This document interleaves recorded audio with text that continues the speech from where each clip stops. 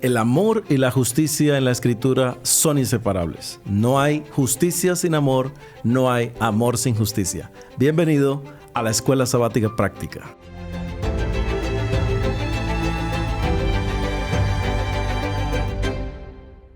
Bienvenidos a la Escuela Sabática Práctica. En esta entrega con la lección número 6, el amor de Dios por la justicia. El amor de Dios y su justicia están inseparables.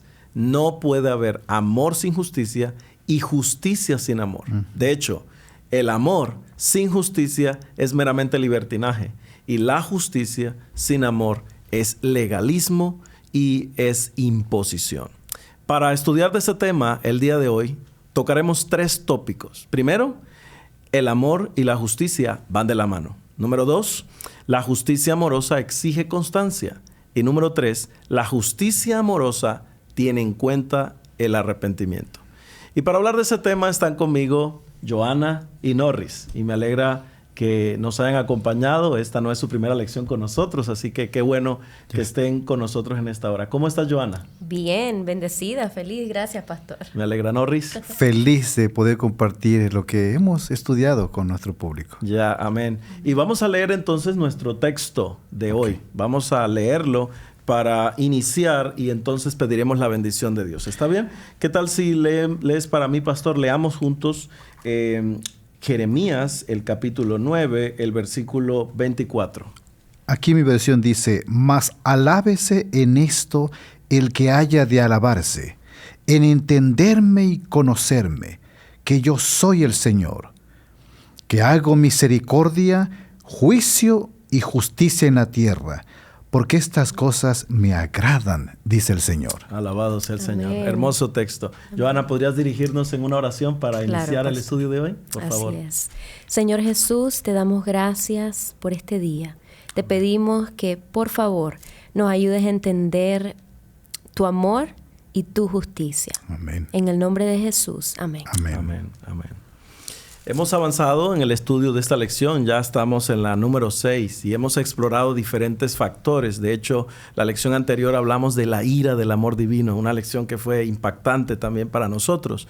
Ahora, al llegar a esta lección número 6, el amor de Dios por la justicia, entonces comenzamos a navegar en unas aguas profundas, ¿cierto? Profundas. ¿Cómo es que ese amor y la justicia van de la mano? ¿Cómo es que sucede que Dios es amor, pero al mismo tiempo es justicia? ¿De qué manera se unen esas dos cosas? Pastor, cuéntanos un poco acerca de tu visión acerca de este punto importante. Yo he captado que la belleza es cuestión de armonía en las partes.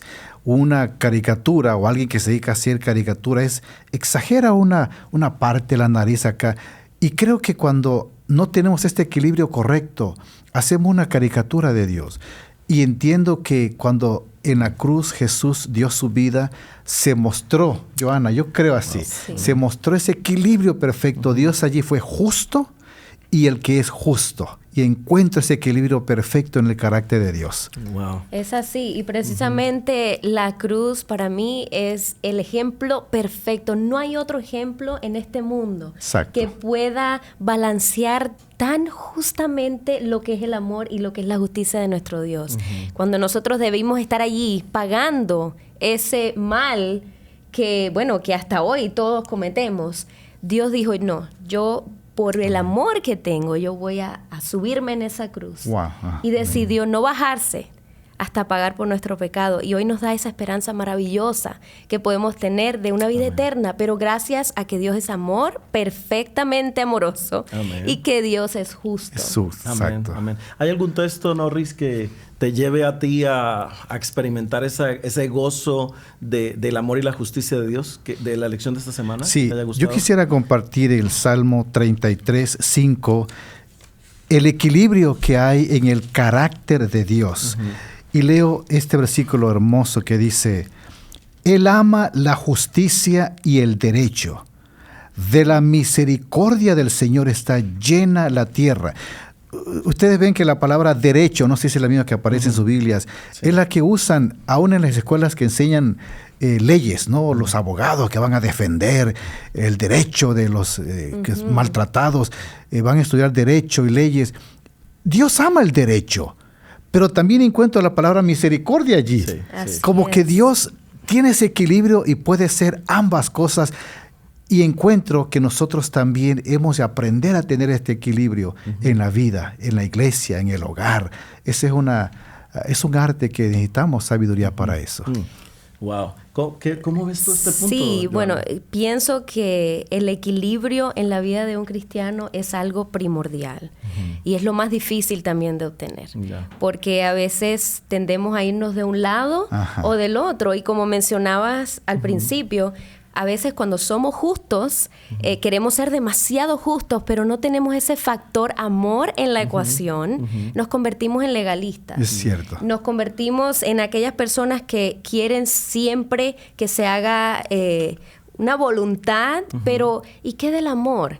Y siempre me viene a la mente el ejemplo de Jesús en su ministerio cuando estuvo aquí en esta tierra.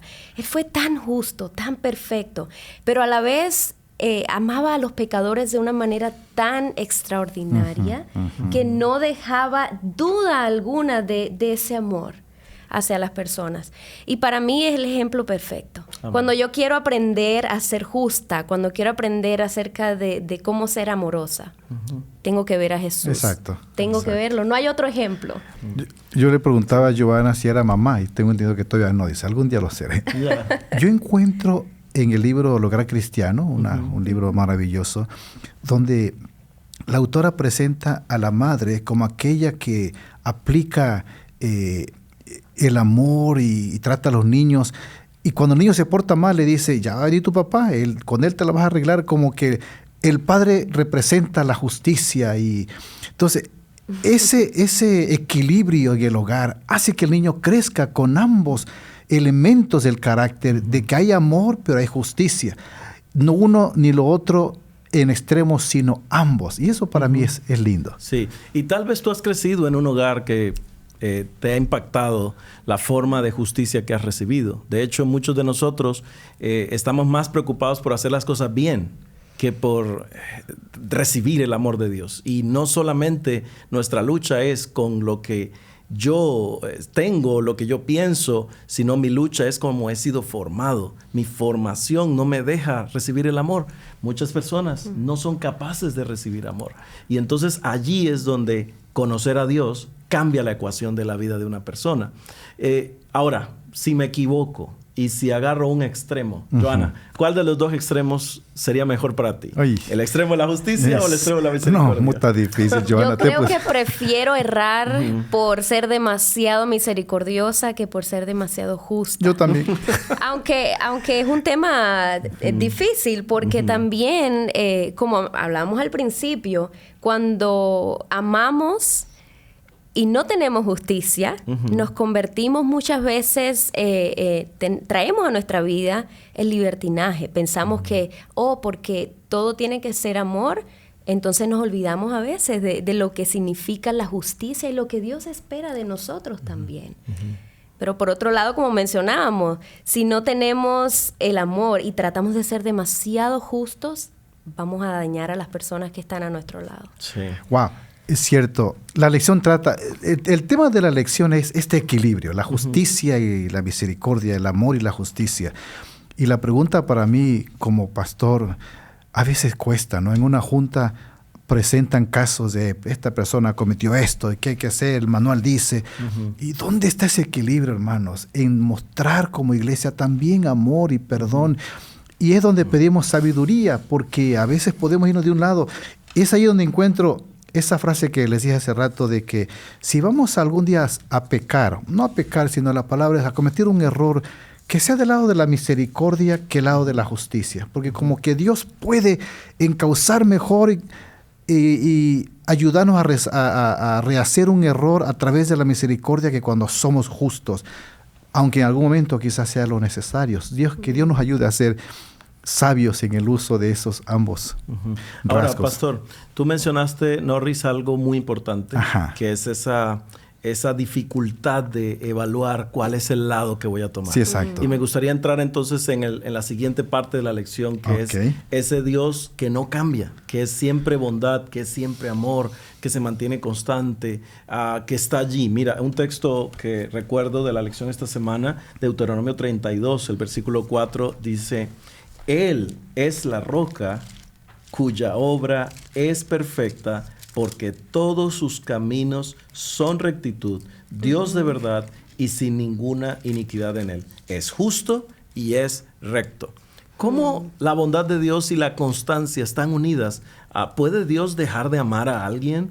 ¿Hay algo que alguien pueda hacer o ir demasiado lejos como para que Dios deje de amarlo? ¿Qué piensas, Joana? Bueno, me viene a la mente otro versículo que también lo encontramos en la lección y está en Malaquías capítulo 3, versículo 6. Y realmente a mí me ha impactado. Y yo, de toda la lección, esto ha hecho algo en mi corazón. Y es lo siguiente, dice allí: porque yo, Jehová, no cambio. Por esto, hijos de Jacob, no habéis sido consumidos. Wow. Este versículo me está diciendo a mí que porque Dios es Dios y porque Él es fiel a sus promesas, porque Él es fiel a quien es Él, a su esencia, yo todavía sigo viva.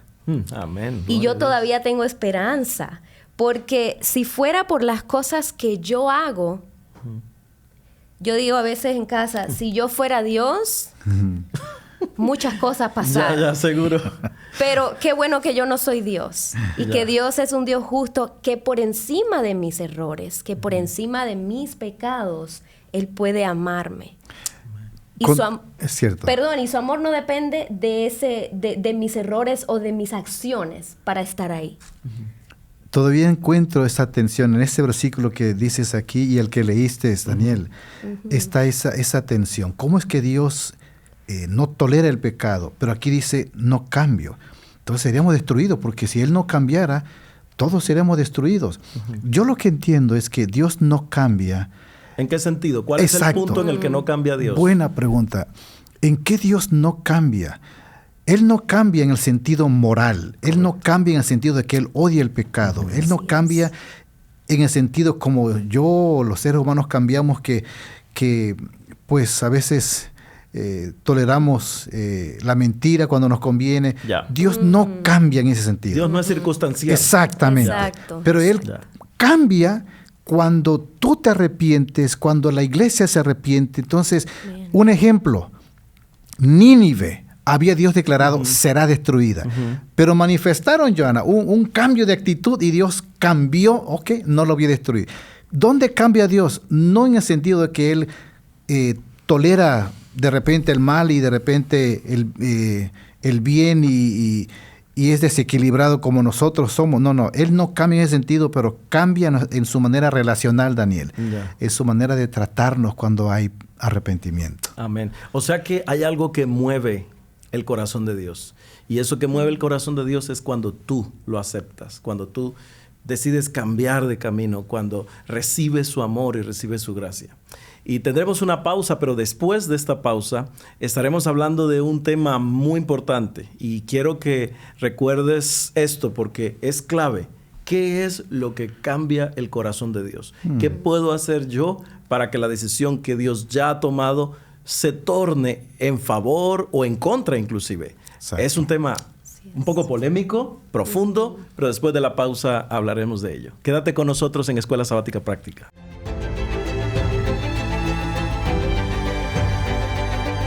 Aquí estamos de vuelta y estamos estudiando ese Dios que es capaz de arrepentirse. ¿Puede Dios arrepentirse? ¿Es eso una realidad?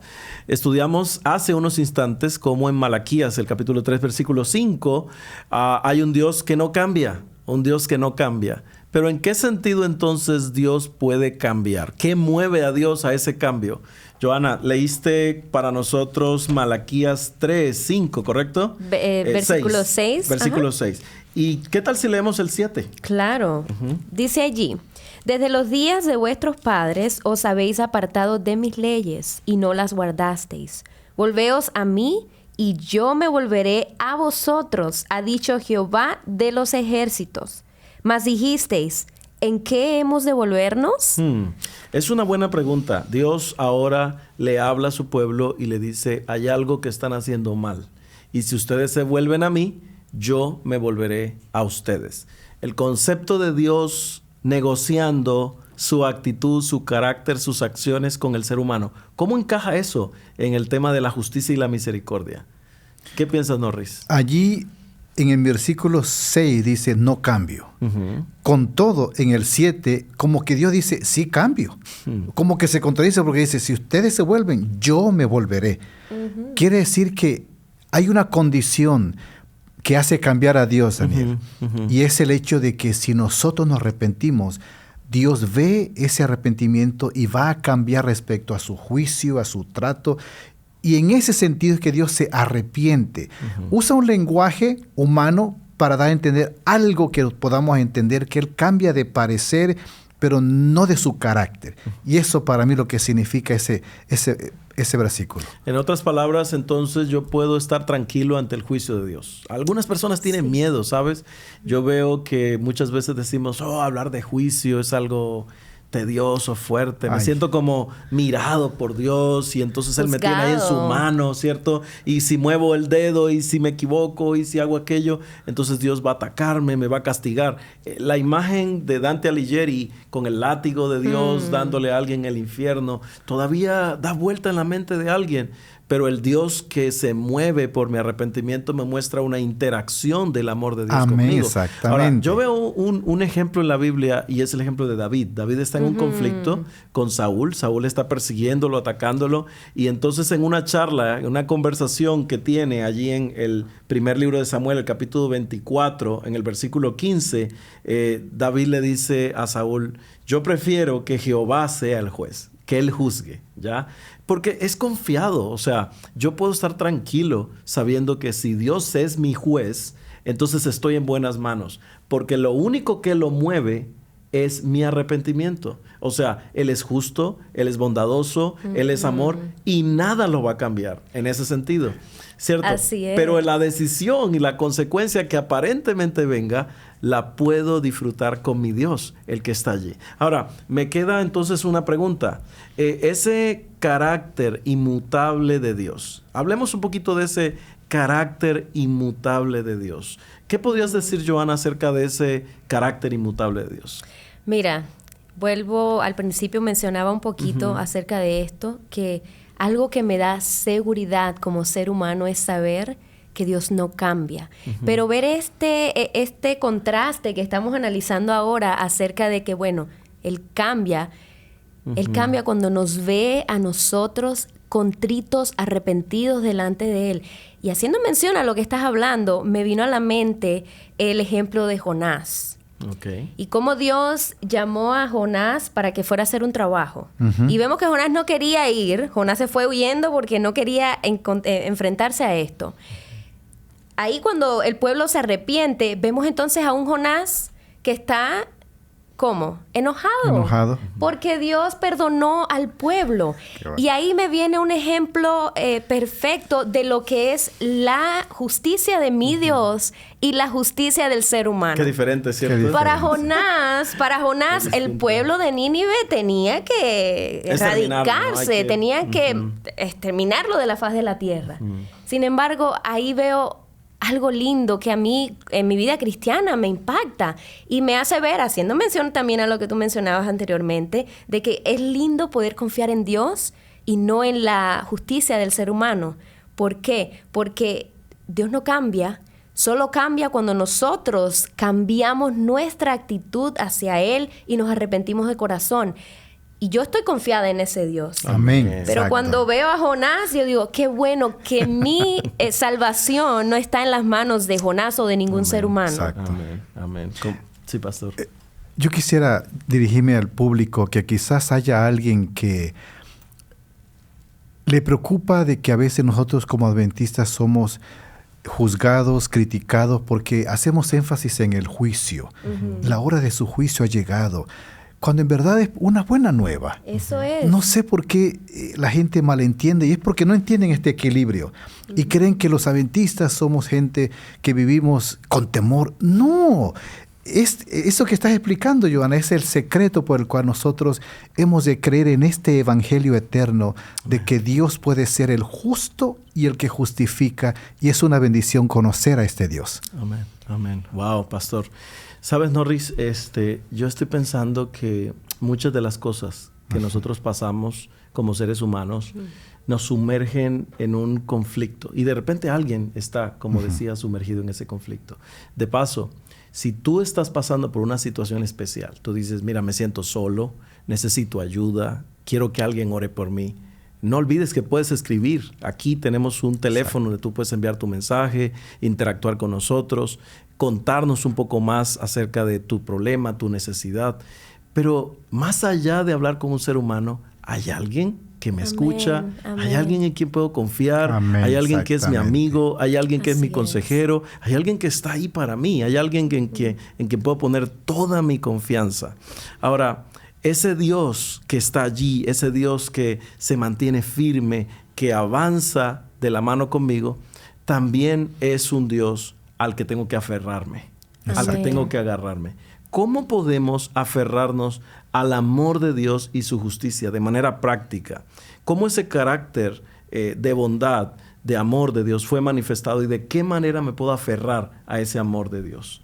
Johanna, ¿cómo puedo aferrarme de ese amor de Dios? Mira, una de las formas que en mi vida cristiana he podido experimentar, digamos, es simplemente saber quién es Dios y quién soy yo. Exacto, exacto. Saber que yo no puedo ser superior a Dios, soy un ser creado. Y realmente cuando nosotros reconocemos esto, algo cambia, porque no está sobre nosotros el peso de que tengo que ser. Más bien yo digo, tengo que estar cerca de ese Dios que puede hacer la transformación en mi vida. A veces estamos pensando, hemos mencionado algunos aspectos acerca de lo que es la ley, la justicia, el juicio, y a veces estamos tan pendientes de estar haciendo, la ley me manda a hacer esto, tengo que hacer esto, pero ¿y qué de la relación tuya con Dios? Exacto. No se trata de hacer cosas para que la gente vea que yo soy cristiana o para que la gente vea que estoy cumpliendo algo. Se trata de acercarme a Jesús, a aprender a amarlo, para que entonces Él ponga su carácter en mi vida. Amén. Y yo entonces, a consecuencia de eso, yo pueda entonces cumplir la ley por amor. Yo me imagino qué difícil sería estar casado con alguien al que no amas. Wow. Eso, y se usa, Johanna, esa en otra lección, tal vez esa analogía de lo ridículo, lo difícil que es tener a un Dios a quien no amas ni no conoces. Pero puedo contestar tu pregunta ahora usando lo que ella dijo, pero bien específico. ¿Cómo aferrarme a ese Dios que tiene esa atención, Daniel? A través de Jesucristo. Eso es así. Él vino a revelarnos a ese Dios. Por eso el mismo pasaje que estamos analizando, donde dice Jeremías, Jehová habla, en esto alábese el que haya de alabarse, en entenderme y conocerme, ¿sí o no? Así es. Eso mismo Cristo dijo, en esto consiste la vida eterna, que te conozcan a ti y al que has enviado, porque a través del que has enviado van a saber que en ti está este equilibrio. Amén. ¿Cómo puedo aferrarme a ese Dios? Esa pregunta que hiciste. A través de Jesucristo. Al conocer a Cristo, llegaré a conocer a este Dios. Gloria a Dios, gloria a Dios. Wow, qué impresionante. Creo que en este estudio hemos profundizado bastante lo que tiene que ver con el amor y la justicia. Pero ahora quiero hacerles preguntas prácticas. Okay. Tenemos una persona allí que probablemente se siente rechazado.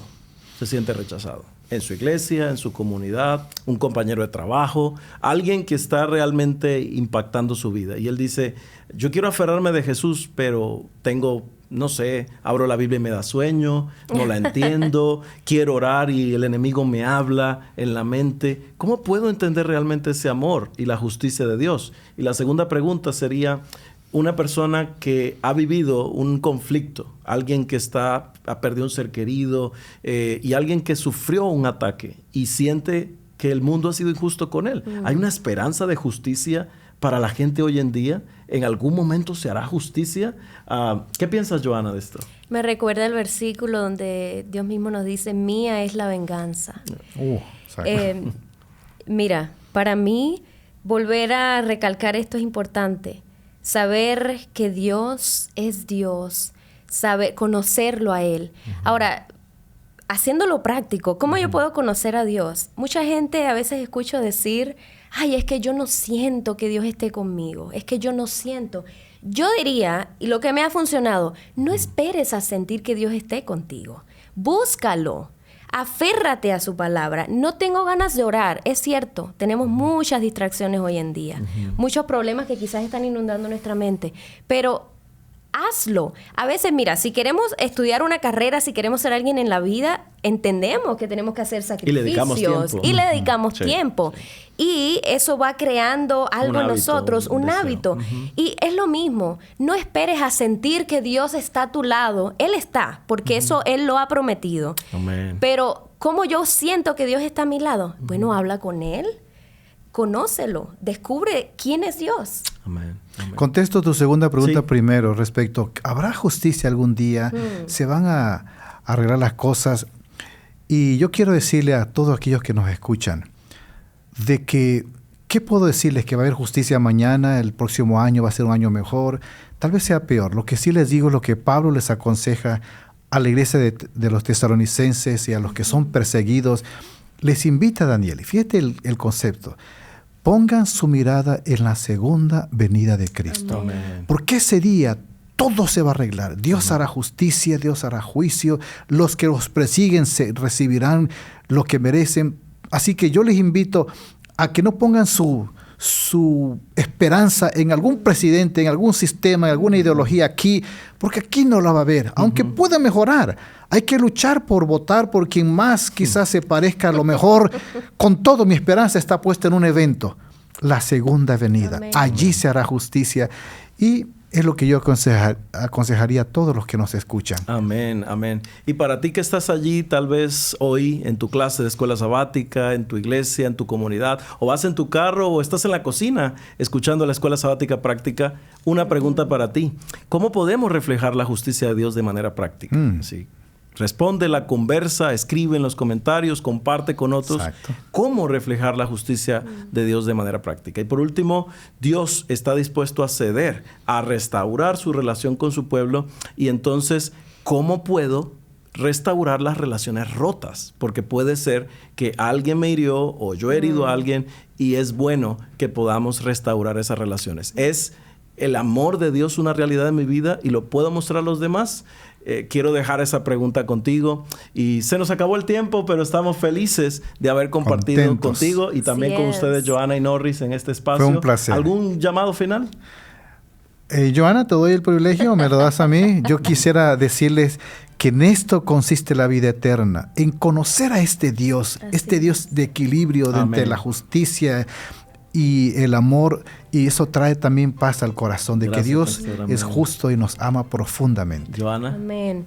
Y recordar que Dios es amor. Amén. Y que no hay nada que tú puedas hacer para que el amor de Dios se elimine. Exacto. Amén. Gloria Dios al es Señor. Dios, esa es su esencia. Su naturaleza. Amén. Así que no lo olvides. Y te dejamos con esta linda canción, esta alabanza. Espero que la disfrutes y nos veremos en la próxima entrega de Escuela Sabática Práctica. Dios te bendiga.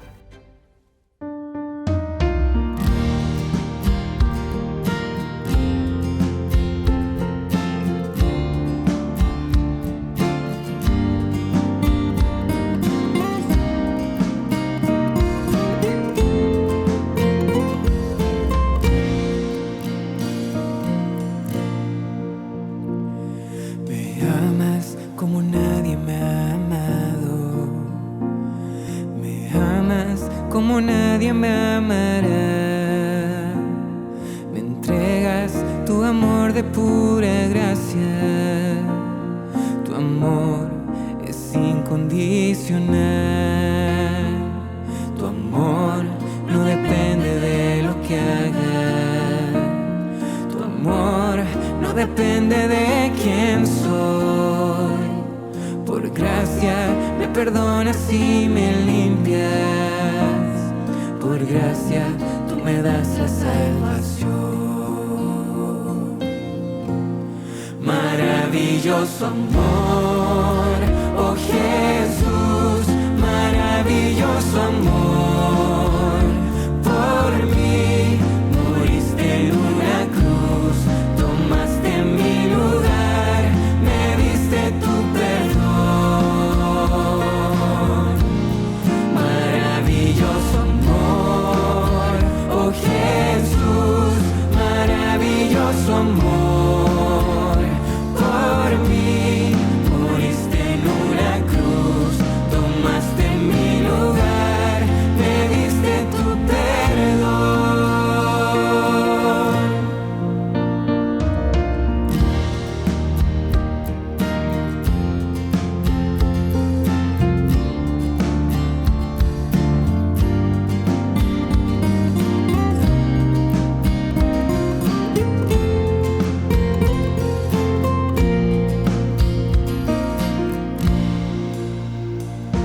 Me amas como nadie me ha amado.